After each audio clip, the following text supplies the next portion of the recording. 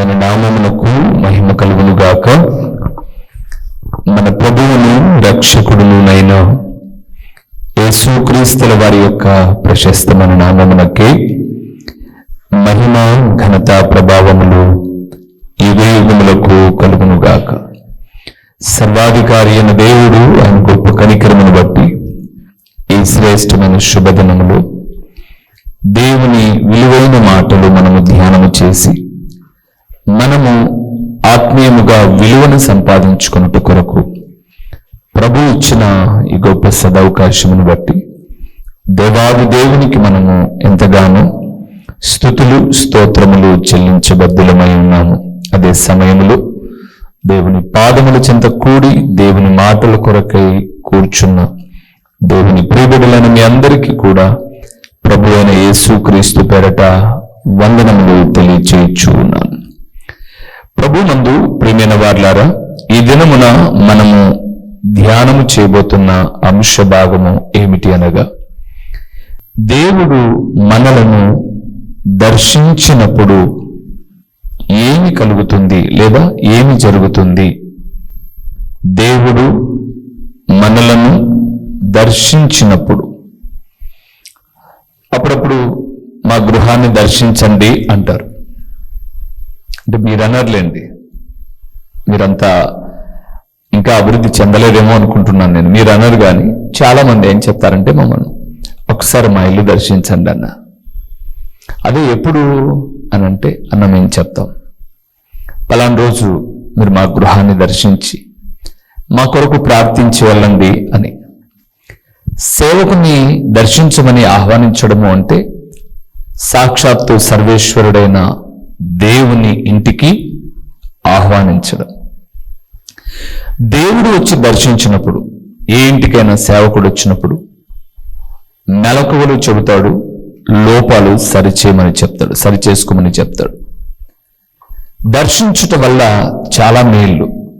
నేను ఈ మధ్య కాలం కొన్ని ప్రాంతాలలో ముఖ్యమంత్రి గారు వెళ్ళి పెన్షన్స్ ఇస్తూ ఉన్నారు. ఏంటిది పెన్షన్? మామూలుగా వాలంటీర్లకు చెప్పారు, సరే వాలంటీర్ లేదు కదా, ఇప్పుడు సచివాలయం ఉద్యోగం చెప్పినా వాళ్ళు వెళ్ళి ఇస్తారు. ముఖ్యమంత్రి గారే వెళ్ళి ఇస్తున్నారు, అంత అవసరమా 4,000 రూపాయలకు అని మనం అనుకుంటాం. కానీ ఒక ముఖ్యమంత్రి ఒక వీధికి వచ్చేటప్పుడు మీరు గమనించి చూడండి, ఆయన ఆ ఊరిను ఆ వీధిను దర్శించేటప్పుడు పాడైపోయిన లైట్లు బాగైతాయి, బాగలేని రోడ్లు బాగైతాయి. ఆ ఇంటికి వెళ్తున్నాడు కాబట్టి ఆ ఇంట్లో ఏదైనా ఇబ్బందుల్లో ఉంటే అధికారులు ఆ ఇంటి వారి మీద ప్రేమతో కాదు, కానీ ముఖ్యమంత్రి గారు వస్తున్నటువంటి చోటు బాగుండాలి కాబట్టి కొన్ని పరిస్థితులను చక్కదిద్దుతారు. ఇది నేనేదో ఒక రాజకీయం కోసం మాట్లాడడం లేదు, కానీ ఒక ఉన్నతమైన అధికారంలో ఉన్న వ్యక్తి ఒక లోపముగా ఉన్న చోటుకు వెళ్ళి ఆ ప్రదేశాన్ని దర్శిస్తే పరిస్థితులు ఎన్నో మారిపోతాయి. అప్పుడప్పుడు మనం కూడా చూస్తాం, మన వీధులకు ఎవరైనా గొప్ప గొప్ప నాయకులు వచ్చేటప్పుడు రోడ్డుకు అటువైపున ఇటువైపున చక్కగా వారి వాహనం రావడానికి వైట్ లైన్స్ వేస్తారు, సున్నంతో దారి వేసి శుభ్రపరిచి ఏమేమో చేస్తారు. వారు దర్శించి కొంతసేపు ఉండి వెళ్ళిపోతారు. కానీ దేవుడు అలా కొంతసేపు ఉండి వెళ్ళేవాడు కాదు. ఆయన దర్శించాడు అని అంటే ఆ కుటుంబాన్ని అనేకమైన మేలులతో తృప్తిపరుస్తాడు. రండి మూల వాక్య భాగంలోనికి వెళ్దాం. ఇర్మియా గ్రంథం 29వ అధ్యాయము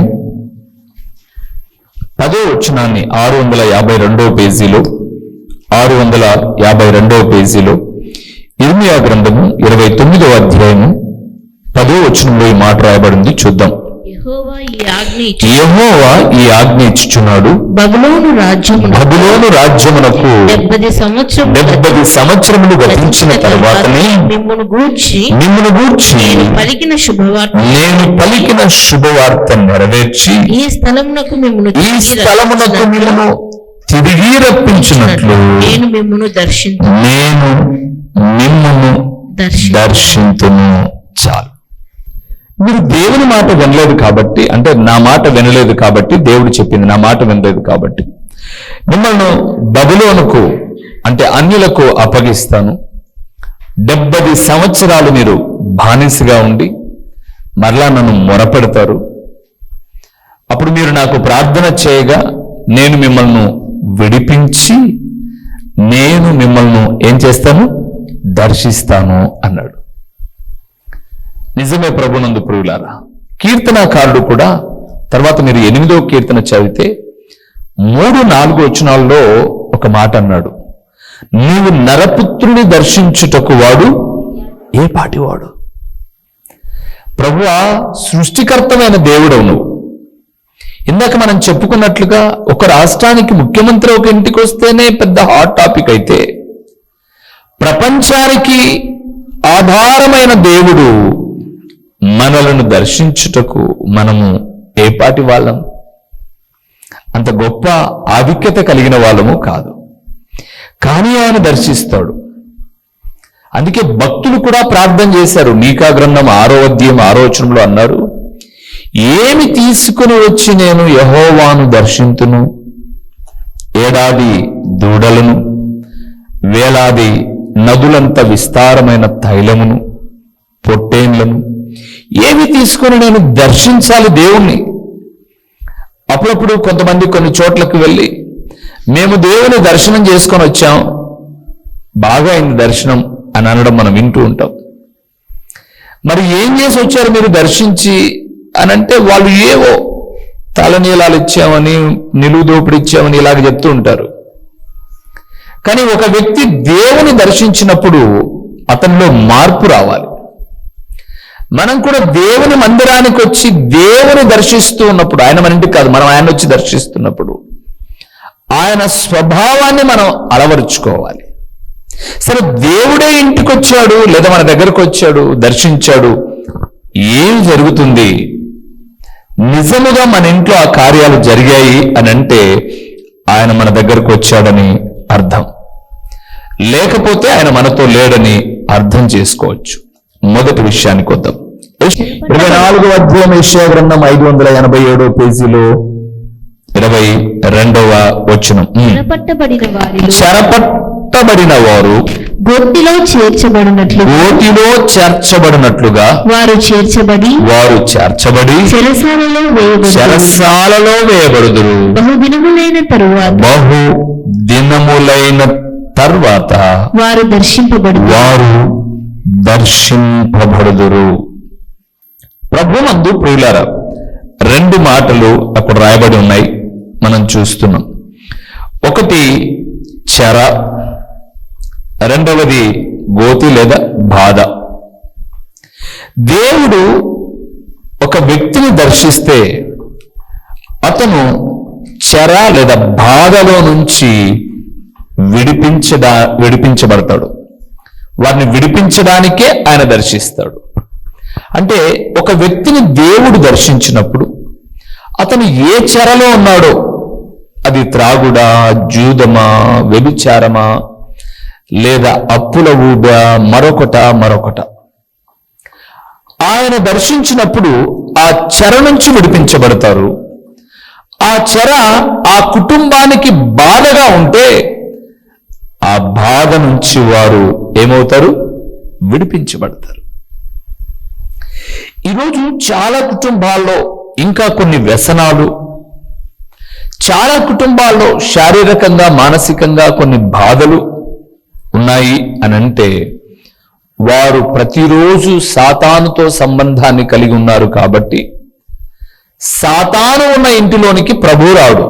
అందుకే మీరు బైబిల్ గ్రంథంలో చూస్తున్నప్పుడు ఒక దురాత్మట దేవుడు వెళ్ళగొట్టిన తర్వాత అది బయటికి వెళ్ళిపోతుందంట. వెళ్ళగొట్టగానే అది ఎక్కడెక్కడో తిరుగుతూ ఉంటుంది. ఈ లోపల ఈ వ్యక్తి ఆ హృదయంలో ప్రభువును నింపుకోగలిగితే అది మరలా ఎక్కడెక్కడో తిరిగేసి ఉండి నేను వదిలిపెట్టి వచ్చిన ఇల్లు ఎలాగుందో చూద్దామని మన దగ్గరకు వచ్చేసరికి హృదయంలో ప్రభు ఉంటే ఇంకా అది రాదు. కానీ హృదయంలో ప్రభు లేకపోతే మరలా అది చుట్టూ తిరిగేసి వచ్చి తనకన్నా చెడ్డదైన 7 దయ్యాలు పిలుచుకొని వచ్చి ఇంకా తెస్ట వేసి కూర్చుంటుందంట. అంటే మీకు అర్థమైందో లేదో, ఒక్కసారి దేవుడు ఒక వ్యక్తిని దర్శించి వ్యాధి నుంచో బాధ నుంచో విడిపించి, ఇంకా రారా బాబును నా సన్నిధికి, నేను మేలులతో తృప్తిపరుస్తానని చెప్పినప్పుడు, వాడు రానప్పుడు, మరలా పాపములో జీవిస్తూ ఉన్నప్పుడు, ఏ దురాత్మ నుంచి అయితే వాడు విడిపించబడ్డాడో దానికన్నా చెడ్డవి 7 తీసుకొచ్చి ఆ ఇంట్లో కూర్చుంటాయి, హృదయంలో కూర్చుంటాయట. ఇప్పుడు ఆ ఇంట్లో ప్రభువు ఉండడు. అందుకే చాలా మంది చూడండి, అవసరం కోసం తీసుకుంటారు బాప్టిజం, బతకనీకి తీసుకుంటారు, తర్వాత ప్రభువుకు సాక్షిగా బ్రతకరు. అందుకే బైబిల్ గ్రంథం సెలవిస్తుంది, మొదటి స్థితి కంటే కడపటి స్థితి మళ్ళా ఘోరమైపోయింది. ఒకసారి ఇల్లు ఊడ్చుకున్న తర్వాత ఇంకా అశుభ్రమైన ఎక్కడ పెట్టుకోకూడదు. మీకు తెలుసు, స్త్రీలకు బాగా ఇంటిని లైజాలో ఇంగుగాలో ఆయిలో వేసి చక్కగా శుభ్రపరిచిన తర్వాత శుభ్రం లేనివి మధ్యలో పెట్టరు. ఇంకా మీరు ఒకవేళ అక్కడ ఏదైనా పెట్టాల్సి వచ్చినా కడిగినవి శుభ్రమైనవే పెడతారు. మన ఇంట్లో శుభ్రపరిచినప్పుడే మనం ఇంత జాగ్రత్త వహిస్తే, ప్రభు అట బహుకాలము నుంచి చెరలో ఉన్నటువంటి వారిని దర్శించినప్పుడు వారి చెర బాధ విడిపించబడిన తర్వాత ఇక దేవునికి మాత్రమే చోటిస్తే బాధల నుంచి ఇబ్బందుల నుంచి విడిపిస్తాడు. ఈరోజు చాలా మంది ఆడబిడ్డలకు అదే నిరీక్షణ, ఎప్పుడో ఒకసారి మేలు జరగకపోతాడా, భర్త మారకపోతాడా పూర్తిగా, లేదా పిల్లలైన ఒక ప్రయోజకులు అయి ఈ సమస్యల నుంచి విడిపించబడకపోతారా, ఇలాంటి నిరీక్షణ. అయితే ప్రభునందు ప్రియులారా, నిరీక్షణలో కొన్నిసార్లు ఇలాగంటున్నాను తప్పుగా అనుకోమాకండి, నిరీక్షించేటటువంటి వ్యక్తి 2 నిరీక్షణలు ఉంటాయి. ఉదాహరణకు భర్త మారడా, లేదా పిల్లలన్నా ప్రయోజకులై ఇంటి పరిస్థితులు మారవా అని. సహజంగా ఆ కోరిక మంచిదే. అయితే మారని భర్త దేవుని దగ్గరికి రానంత వరకు మారడు. పిల్లలు ప్రయోజకులై పరిస్థితులు మారవా అనంటే పిల్లలకు రక్షణ అనుభవంలో నీతి కలిగిన సత్ప్రవర్తన లేకపోతే నిరీక్షిస్తున్నటువంటి నిరీక్షణలు కూడా వ్యర్థమైపోతాయి. మీరే ఆలోచించండి, పిల్లలు బడికి పోకోకుండా ఫాస్కారు, దేవుని బిడలు దేవుని సన్నిధికి రాకోకుండా పరిస్థితులు కూడా మారు. అందుకే దేవుడు దర్శిస్తే చెర బాధ విడుదల కలుగుతుంది. 2వ విషయం అక్కడే ఉంది, జకరియా గ్రంథం 10వ అధ్యాయము. దేవుడు దర్శించినప్పుడు ఏం జరుగుతుందో 10వ అధ్యాయము 3వ వచనాన్ని చూద్దాము. నా కోపాగ్ని మండుచు కాపరుల మీద పడును, మేకలను నేను శిక్షించెదను. సైన్యములకు అధిపతి యెహోవా తన మందయగు యూదా వారిని దర్శించి వారిని తనకు రాజకీయములకు అశ్వముల వంటి వారినిగా చేయును. చాలు ప్రియులారా.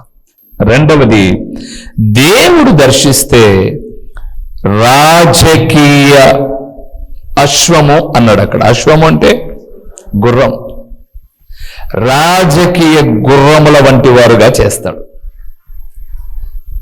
మన పిల్లలు మనం ఎప్పుడైనా తిట్టేటప్పుడు బుద్ధి లేదర గాడిదా అంటాం, బుద్ధి లేదర గుర్రమా అని ఎప్పుడన్నా అన్నామా? ఎప్పుడు అనం.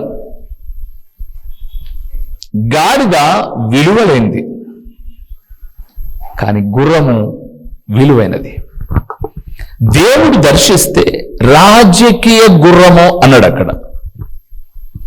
అంటే దేవుడు ఒక కుటుంబాన్ని దర్శించినప్పుడు చెర బాధ నుంచి విడిపించబడితే, ఇప్పుడు దర్శించబడినటువంటి వ్యక్తులు గుర్రము వలె. ఇది వరకు చాలా దినాల క్రితం ఒక సందేశం చెప్పాను నేను, ఫరో యొక్క రథాశ్వములతో నిన్ను పోల్చెదను అని. గుర్రము యొక్క బలం ఎక్కడుంటుంది చెప్పండి? మోకాళ్ళల్లో. రాజకీయ మకుటముగా తయారు కావాలంటే మోకాల్లోనే అనుభవం రావాలి. గుర్రము పరిగెత్తుకుంటూ వెళ్ళేటప్పుడు, అంటే నేను చెప్పాను ఈ సందేశం ఆల్రెడీ, గుర్రం పరిగెత్తుకుంటూ వెళ్ళేటప్పుడు అది చక్కగా చూడ్డానికి అటువైపున ఇటువైపున వాటికి ఏం కడతారు? కళ్ళ గంతలు కట్టేస్తారు, స్ట్రైట్ గా చూడాలని. వాక్యాన్ని చూసేటటువంటి గుణాన్ని కలిగి ఉండాలి. గుర్రము మోకాళ్ళుండి చక్కగా చూడడమే కాదు, తన మీద ఉన్నటువంటి రథాన్ని, రథం మీద కూర్చున్న వ్యక్తిని కూడా ఏం చేస్తుంది? మోస్తుంది. ఇప్పుడు రాజకీయ మకుటం కావాలి అంటే రథం అనే సంఘం, దాన్ని నడిపే సేవకుని ఎవరు మోయాలి? ప్రార్థించే విశ్వాసం మోయాలి. ఇవేవి మోయకోకుండా నేను రాజకీయ మకుటం అయిపోతా అని అంటే నీ తలకాయ ఎత్తును, ఏం కావును. ఎక్కడున్నవాడు అక్కడే ఉంటావు, ఎక్కడున్నదాన్ని అక్కడే ఉంటావు. జీవితంలో అభివృద్ధి ఉండదు. సంఘాన్ని రథం ఇది, ఈ రథాన్ని నిందేసుకోవాలి. అన్నా మొత్తం మైకులన్నీ సర్దుతాది, మేమేమి సర్దం అబ్బా, నీకు తిక్క పట్టిందంతే. ఇంటికి వచ్చి ఏమైనా బోగులు వెళ్ళిందా? మా ఇంటికి వచ్చి కసు దొబ్బుతున్నారా? దేవుని మందిరములో ఒక చిన్న పాత్రను మనం అలాగ లేపి పైన పెట్టినా కూడా ఇది ఆయన రథం అయితే జీతం ఇచ్చేవాడు ఆయన. అది తెలుసుకో. మన వాళ్ళు ఫ్యాన్ కూడా వేసి వెళ్ళిపోయింటారు అట్లే. అది తిరిగి సాయంత్రం దాకా వచ్చి సాయంత్రం ఎప్పుడు లైట్లు వేసేటప్పుడు మేము ఆఫ్ చేసుకోవాలా? కిటికీ తెలిసేసి ఉంటాం, లోపలికి బురగలు వచ్చి బోగా తిరిగి వెళ్ళిపోతుంటాయి, అవి వచ్చి మేము మూసుకోవాలి. నీ బుద్ధిహీనత అది. దేవుడు నేను దర్శించాలి అంటే దరిద్రమైన లక్షణాలు నీలో ఉండకూడదు.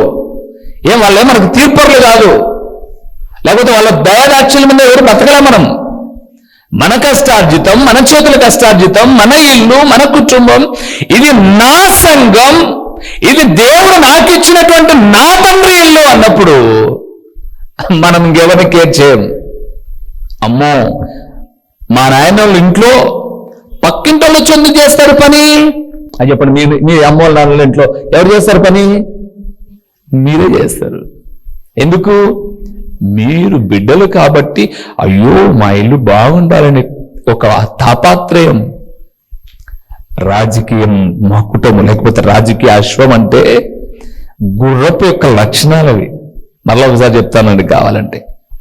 అది పరమగీతం 1వ అధ్యాయంలో నుంచి చెప్పాను నేను ఒకసారి. ఫరో యొక్క రథాశ్వములతో నేను పోల్చెదను అని. దేవుడు దర్శిస్తే చర బాధ తొలగిపోతుంది. దేవుడు దర్శిస్తే రాజకీయ అశ్వముగా ఉంటాం. అంటే గుర్రము యుద్ధానికి ఎప్పుడు ఏం కాదు, భయపడదు. గుర్రం భయపడదు. అందుకే మీరు ఎప్పుడైనా చూడండి, పూర్వపు దినాల నుంచి గుర్రాలను ఎందుకు యుద్ధానికి ఉపయోగించారు అంటే, అదట కత్తి శబ్దం వినేసరికి, శత్రువు యొక్క శ్వాస చూసేసరికి ఇంకా దూసుకుపోతుందంట. ప్రార్థనా పరుడు పోరాట పటిమలో ఎప్పుడు వెనకడుగు వేడు. అందుకే యోబు గ్రంథం 7వ అధ్యాయం చెప్పిన మాట, నరుల కాలము భూమి మీద ఎలాంటిది? యుద్ధకాలం. యుద్ధకాలం. ఓడిపోయేది కాదు జీవితం. దేవుడు దర్శిస్తే రాజకీయ అశ్వముగా. ఇంకో విషయాన్ని కూడా చూద్దాం. ఋతు గ్రంథం 1వ అధ్యాయం 220వ పేజీలో, వారికి ఆహారమిచ్చుటకు యెహోవా తన జనులను దర్శించనని ఆమె మోయాబు దేశములో వినెను గనుక. చాలు. మూడవది, దేవుడు తన జనులను దర్శిస్తే ఏమిస్తాడైనా? ఆహారం. ఆహారం అంటే మీరు బిర్యానీ ఇటబోమాకండి.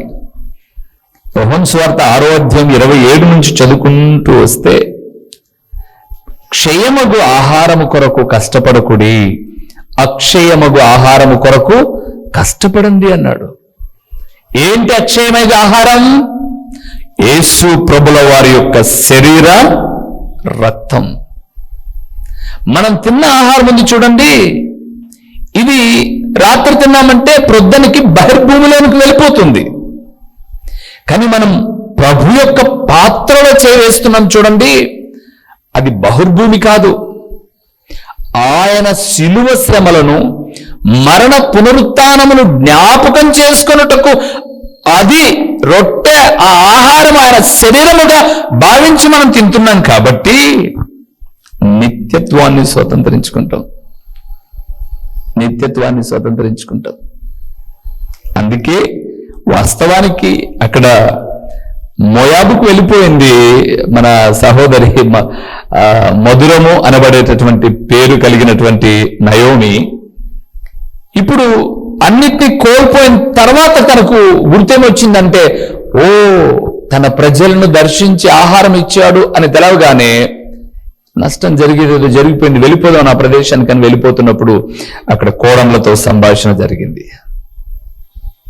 సో నేను ఇక్కడ మాట్లాడుతున్న మాట ఏంటంటే, దేవుడు నిన్ను దర్శిస్తే ఆత్మీయ ఆహారానికి నీవిచ్చే ప్రాధాన్యతను బట్టి శారీరకమైన ఆహారము నీకెప్పుడు కొరత ఉండదు. చాలా మంది శారీరకమైన ఆహారం కొరకు వెళ్ళిపోయి ఆత్మీయ ఆహారాన్ని కోల్పోతారు చూడండి. ఎప్పుడు కొరతలే ఉంటాయి ఇంట్లో, ఎప్పుడు కొదవలే ఉంటాయి ఇంట్లో. ఒకటి పోయాలకి ఒకటి స్టార్ట్ అయింది. వాళ్ళకి దాని విలువ తెలియదు. అయ్యో మేము అటు పోకపోతే వాళ్ళు మాకు 50,000 డబ్బులు ఇచ్చారు, కట్టమంటారు మమ్మల్ని అంటారు. సరే 50,000 కడితే నీ సమస్య తీరిపోతుందా? 1,00,000 సమస్య ఇంకోటి వచ్చి పడిపోతుంది.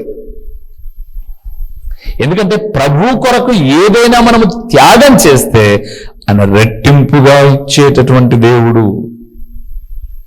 మనం ఇతరులకు దేవుని బిడ్డలము, దేవుని కొరకు ఏమైనా చేయగలము అనబడేటటువంటి ఒక భావన, సమర్పణ చేయాలి మనం. ఇదే మాట షడ్రకు, మెషకు, అబేద్నెగోలో లేదా దానియేలు గారో అనుకున్నట్లయితే ఆ విగ్రహం ముందు సాగిలు పడేసి దేవుని నామానికి అవమానంగా నీతి లేని బ్రతికేవాళ్ళు వాళ్ళు. కానీ వాళ్ళు ఏం చేశారు తెలుసా? ఓ నెబుకద్నెజరు, ఇందుని గురించి నీకు ప్రత్యుత్తరం ఇవ్వాలన్న చింత మాకు లేదు. మా దేవుడు మండే అగ్నిగుండం నుంచి తప్పించుటకు సామర్థ్యం కలిగిన వాడు. ఒకవేళ తప్పించకపోయినా చావనైనా చేస్తాం, కానీ నీకు మాత్రమే లోబడం. సింహాల పోరులో ప్రాణమైనా పోగొట్టుకుంటాం, కానీ ప్రార్థనను మానవనగానే. కానీ ఈరోజు సమాజం ప్రార్థనైనా మారతాం, కానీ అమ్మో మేము అక్కడ పోకుండా ఉండలేము. అందుకే మీరు చూడండి, మీరు బ్రతికినంత కాలం అలాంటి వ్యక్తులను గమనిస్తూ ఉండండి. ఆ జీవితాలలో మార్పు కలగదు, దీవెన ఉండదు. ఎందుకో తెలుసా? రక్షించబడేటప్పుడు చేసుకున్న తీర్మానం, నన్ను గణపరచు వారిని నేను గణపరుస్తాను. నీకు ఎప్పుడైతే ఆ క్రమం లేదో, నువ్వు అనుకుంటావు పిల్లల కాలంలో మారుతాయి, పరిస్థితులు వస్తాయని. నెవర్. మారినట్టుగా అనిపించిన, బైబిల్ చెప్పిన మాట సామెతల గ్రంథంలో, విస్తారమైన ధనం ఉంటే నెమ్మది అనుకుంటారు, కానీ ధనం వల్ల నెమ్మది రాదు. ఈరోజు చాలా మంది దగ్గర డబ్బులు ఉన్నాయి, కానీ ఏం లేదు, నెమ్మది లేదు, మనసులో సంతృప్తి లేదు. పిల్లల కళ్ళ ముందే ఉన్నారు, పలకరించే దిక్కు లేదు, నెమ్మది లేదు. ఎందుకో తెలుసా? దేవుణ్ణి ఎక్కడో నిర్లక్ష్యం చేస్తూ ఉన్నావు. అందుకే ఆయన అన్నాడు, దేవుడు దర్శిస్తే తన జనులకు ఆహారం. తర్వాత కూడా మీరు చూస్తే ప్రియులారా, దేవుని వాక్యము దొరకని కరువు ఒకటి ఉంది అని రాయబడింది ఆమోసు గ్రంథం 8వ అధ్యాయం 10వ వచనంలో. నిజమే, రాబోయే దినాల్లో ఇంకా వాక్యాలు ఉండవు. ఈరోజు నాకు ఒక ఆయన ఒక పిక్ పంపించాడు. ఒక పాస్టర్ గారిని కట్టేసి యేసుప్రభు సువార్త ప్రకటించాడని చెప్పేసి కట్టేసి ఆ ఊరు వాళ్ళందరూ నార్త్లో పేడ తినిపిస్తున్నారు అతనికి బలవంతంగా. ఇప్పటికే పరిస్థితులు చాలా తారుమారు. మందిరాల మీద, విశ్వాసుల మీద చాలా దాడి. దేవుని వాక్యము దొరకని, ఆత్మీయ ఆహారము దొరకని కరువు వస్తుందేమో, దానికి ముందుగానే సమృద్ధిగా నింపుకొని ఉండాలి. చివరిగా ఒక్క మాట చదివి ముగిద్దాం. కీర్తనల గ్రంథం 17వ కీర్తన 3వ వచనాన్ని చూద్దామా? ఆయన దర్శిస్తే ఏం జరుగుతుందో. రాత్రి వేళ నీవు నన్ను దర్శించి, ఆ మాట చూసారా, రాత్రి వేళ నీవు నన్ను దర్శించి నా హృదయమును పరిశీలించి, నా హృదయమును పరిశీలించితివి, నన్ను పరిశోధించితివి, నీకు ఏ దురాలోచనయు కానరాలేదు. చాలు. దేవుడు మనల్ని దర్శిస్తాడు. ఎందుకో తెలుసా? మన దగ్గర ఎలాంటి చెడ్డ ఆలోచనలు ఉన్నాయో వచ్చి చూసిపోతాడు ఆయన. ఆయన దర్శించినప్పుడు నీలో చెడ్డ ఆలోచనలు, ఇతరులకు కీడు కలిగించే ఆలోచనలు ఉన్నాయనుకోండి, అక్కడ రాయబడ్డ మాటలు మీరు చూస్తే నువ్వు ఎప్పుడు మొరపెట్టినా నీ మొర వినడు ఆయన. సహజంగా మనం ఏమనుకుంటామంటే, వాళ్ళు ఏమైనా మా కొరకు ప్రార్థన చేశారేమో మాకు కీడు కలగాలని, వీళ్ళు ఏమైనా ప్రార్థన చేశారేమో మాకు ఇబ్బంది కలగాలేమో అంటాం. ఎవడు చేసింది ఎవడు చెప్పింది వినడు ఆయన. ఆయనకు ఒకరు రికమెండ్ చేయాల్సిన అవసరంలా, ఆయనకు ఒకరు కంప్లైంట్ చేయాల్సిన అవసరములా. ఆయన రాత్రి వేళట, అక్కడ చదివారు మీరు, రాత్రి వేళట మన హృదయంలో ఏమేమి చెడ్డ ఆలోచనలు ఉన్నాయో అవన్నీ దర్శించి చూసిపోతాడంట. ఇప్పుడు ఎవరేం చెప్పాలా? ఎవరేం చెప్పాల్సిన అవసరంలా. ఆయనకు హృదయ అంతరంగాల్లో ఏముందో ఆయనకు తెలుసు కాబట్టి ఆ దురాలోచనను బట్టి నువ్వు చేసిన మొర వినడు. అందుకే ఆయన దర్శిస్తే మనల్ని పరీక్షిస్తాడు. మనం రైట్గా ఉన్నామా, రాంగ్లో ఉండి ప్రార్థన మాత్రం రైట్గా చేస్తున్నామా చూస్తాడు ఆయన. దేవుని ప్రియులారా, ఆయన మనల్ని దర్శిస్తే ఈ కార్యాలన్నీ అండి, చెరబాధ నుంచి విడుదల, రాజకీయ అశ్వములుగా పరిపూర్ణమైన ఆహారాన్ని, ఆత్మీయ ఆహారాన్ని మనల్ని పరీక్షించడానికి ఆయన దర్శించినప్పుడు జాగ్రత్త కలిగి ఉందాం. దేవుడు తప్పనిసరిగా మేలు చేస్తాడు, కృప చూపుతాడు. నేను చెప్పిన ప్రతి మాట నా దృష్టికి వచ్చినప్పుడు అప్పుడప్పుడు కొంతమంది ఏమంటారు అంటే, మీరేమన్నా కొంచెం దాచుకోవచ్చు కదా అంటారు. ఎందుకు దాచుకోవాలి? తప్పు చేసేవాడు దాచిపెట్టుకుంటాడు, తప్పు లేనివాడు నిర్భయంగా పిండి ఇదిలిస్తాడంతే. ఇంకా ఎందుకు? ఏం మురికి లేదు, బాగా ఉతికినా చూడండి. దానికి పిండిన తర్వాత ఏం చేస్తారు? పిండి ఊరికి ఎట్లా ఆరేస్తారు? మీరు ఎప్పుడన్నా ఏం చేస్తారు? ఇదిలించుకొని విడిచిపెట్టరు. రూపేనన్న పోయి గుర్తుపెట్టుకోండి. ప్రార్థన చేసుకుందాం. మహాపరిశుద్ధుడైన మా ప్రియమైన పరలోకపు తండ్రి, నీ ఘనమైన నామమునకు స్తోత్రములు చెల్లిస్తూ ఉన్నాము నాయన. దేవా, కీర్తనాకారుడు 8వ కీర్తనలో అంటున్నాడు, నీవు నరపుత్రుని దర్శించుటకు వాడేపాటివాడు. అవును నాయన, నేనేపాటివాణ్ణి, ఇక్కడున్న మేము ఏపాటి వారము, మా కుటుంబాలు ఏపాటివి. అయితే మీరు దర్శించడంలో ఒక ఉన్నతమైన ఆలోచన కలిగిన దేవుడవని, నీవు దర్శిస్తే ఘనకార్యాలు మా జీవితాల్లో జరుగుతాయని మీరు మాట్లాడుతూ వచ్చిన పరలోకపు వాక్కులను బట్టి మనసారా స్తోత్రములు తండ్రి. నాయనా, మమ్మల్ని మీరు ఎప్పటికప్పుడు దర్శిస్తూనే ఉన్నారు, మమ్మల్ని పరీక్షిస్తూ ఉన్నారు, పరిశోధిస్తూ ఉన్నారు. మా అంతరంగము చెడు ఉందా, పడి ఉందా, పాడై ఉందా అన్ని కూడా మీకు తెలుసు. కాబట్టి ఎవరో మా గురించి చెప్పాల్సిన అవసరం లేదు. కానీ మేము మా ప్రవర్తన, మా జీవితాన్ని సరిదిద్దుకొని మీరు ప్రతి రాత్రి మమ్మల్ని దర్శిస్తూ ఉన్నారు అని భయముతో బ్రతకడానికి కృపనివ్వండి నాయన. ప్రకటించిన ఈ పరలోకపు సంగతులు వ్యర్థముగా పోకుండా సారవంతమైన నేలను పడిన విత్తనము వలె 30 60 100 ఫలించి మహిమ పొందుమని యేసు నామములో అడిగి పొంది ఉన్నాము తండ్రి, ఆమేన్.